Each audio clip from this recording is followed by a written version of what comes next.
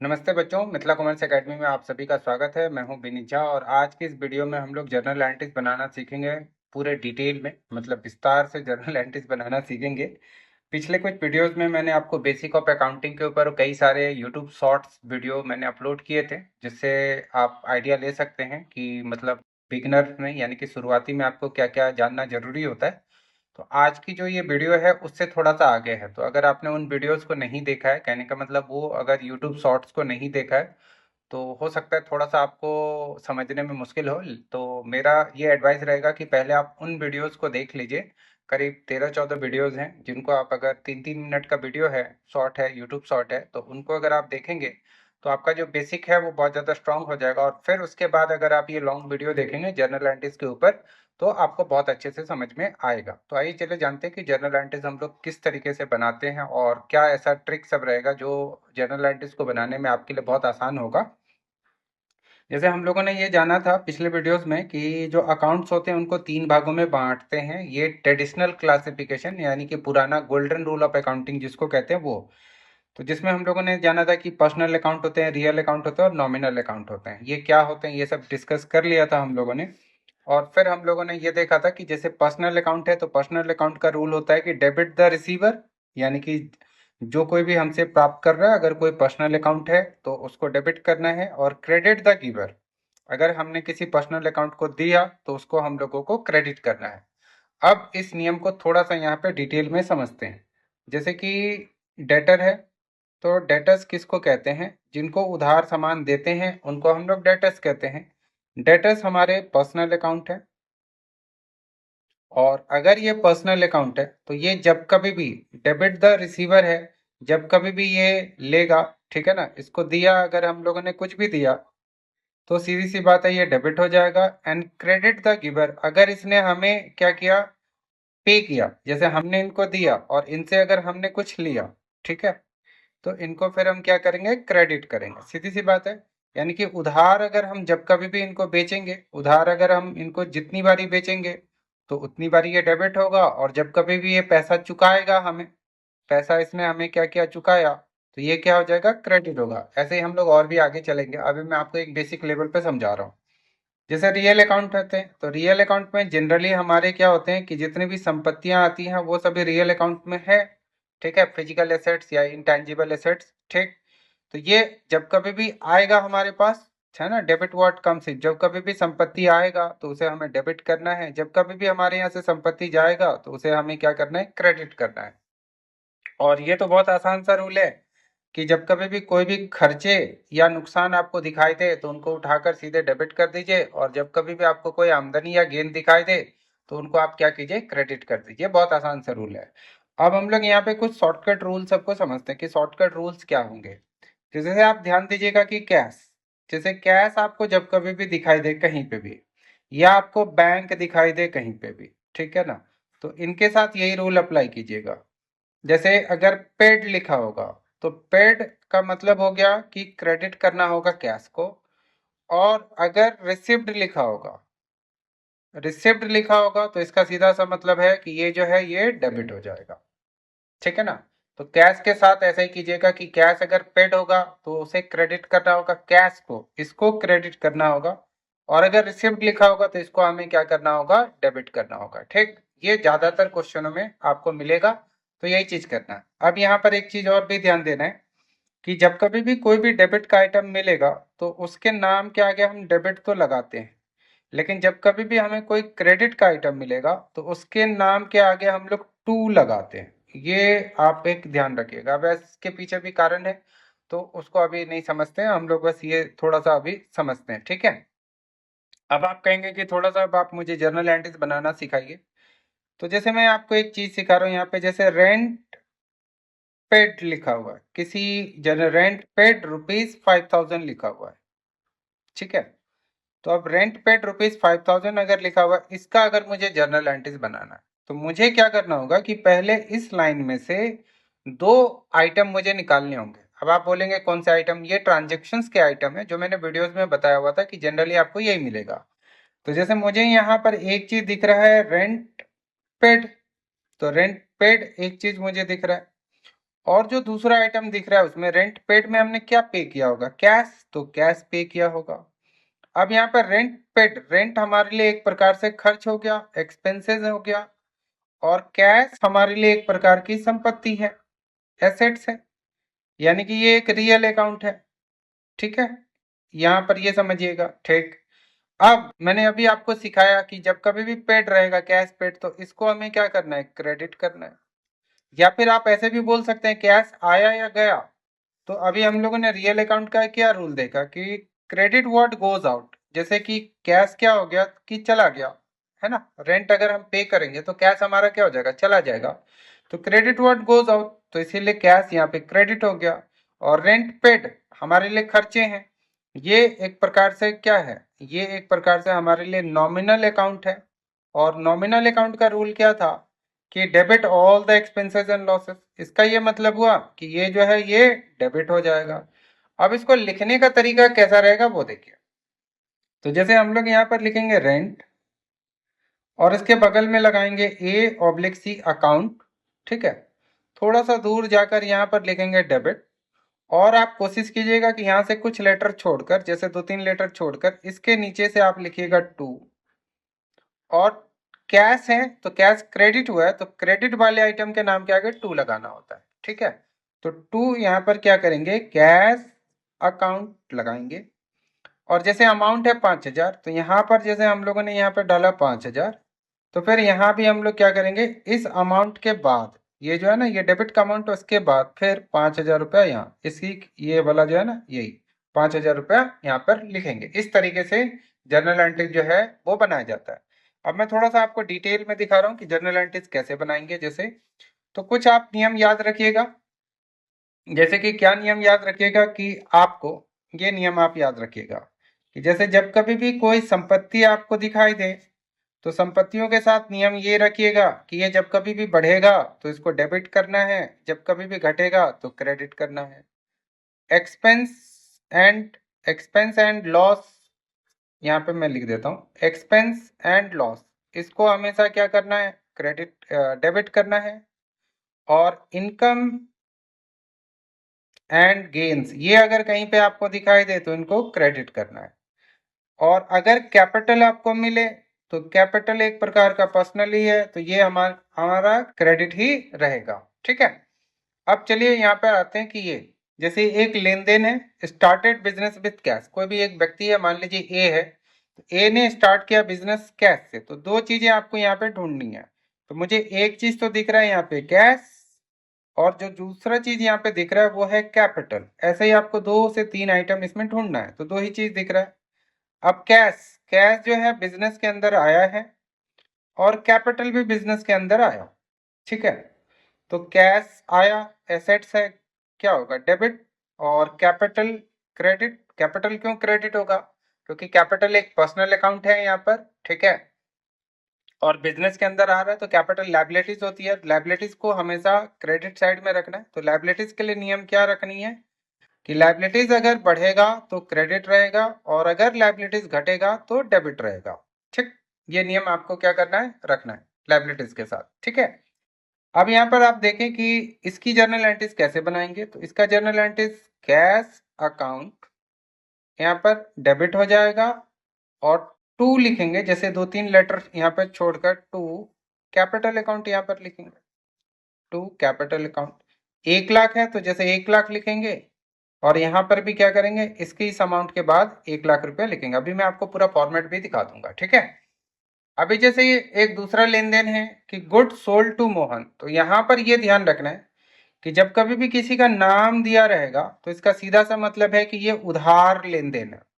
क्योंकि जब कभी भी हम किसी को नगद में बेचते हैं तो वहां पे नाम वाम लिखते नहीं है, सीधे सीधे सामान बेचा ये लिखते हैं। तो जैसे ये वाला लाइन दिख रहा है, यहाँ किसी का नाम नहीं लिखा हुआ, तो इसका मतलब ये नगद बेचा है। लेकिन यहाँ पे नाम लिखा हुआ, तो इसका मतलब ये जो है हमने उधार बेचा है।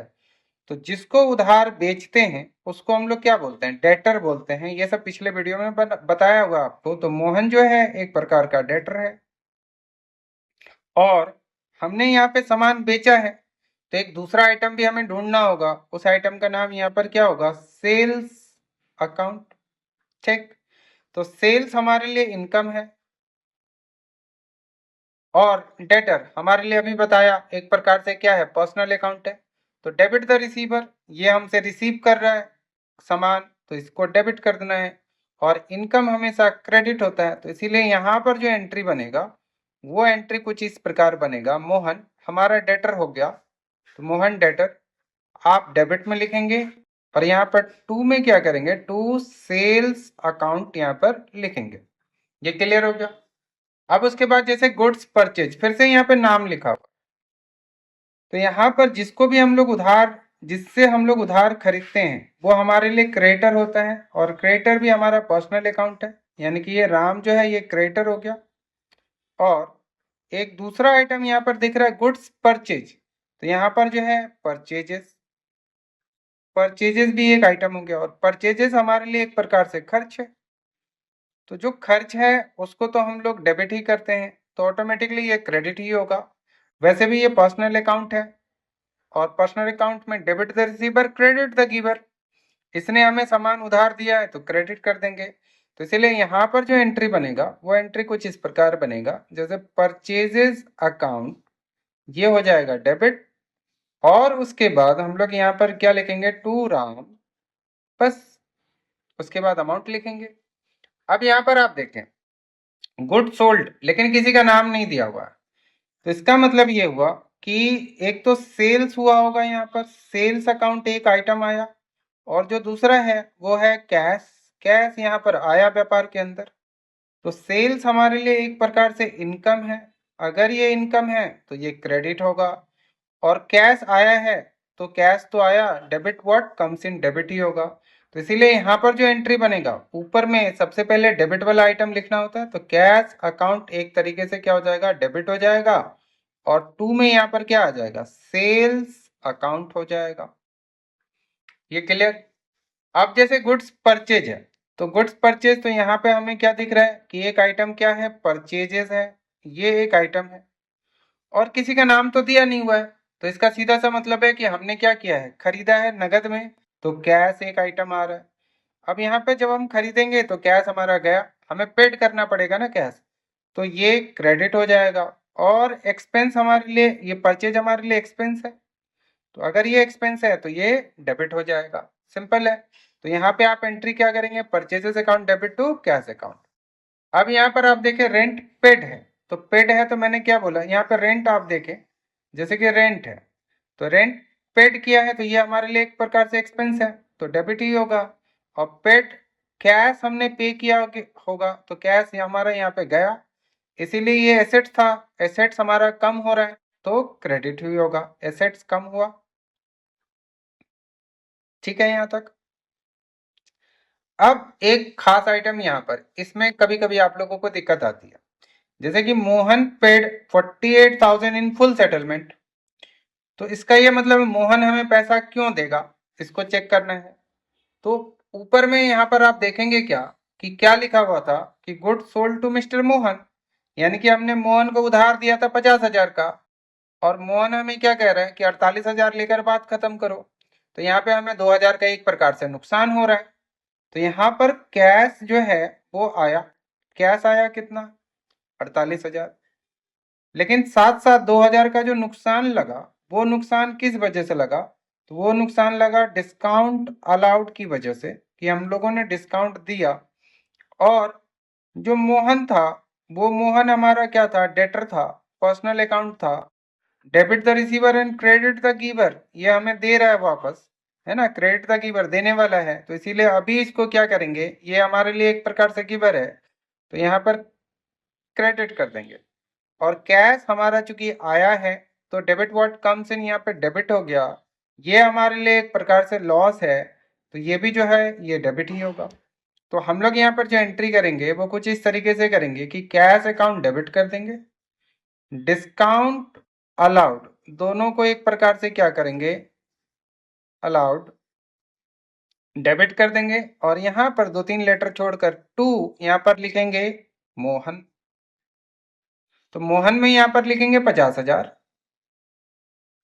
और यहाँ पर 48,000 का कैश आया है, और 2,000 रुपये हमने डिस्काउंट दिया है, इस तरीके से करेंगे। फिर नीचे वाला भी आपको समझ में आ जाएगा। Paid to Ram 55,000 in full settlement. हम राम को क्यों दे रहे 55,000? तो हमने राम से 60,000 का सामान खरीदा था। अब उसको ये कह रहे हैं कि आप 60,000 की जगह पे 55,000 लेकर बात खत्म कीजिए। वो तैयार हो गया मान लीजिए। तो यहाँ पर कैश जो है हमारा गया एक तरीके से। कितना गया? 55,000। तो ये तो क्रेडिट होगा।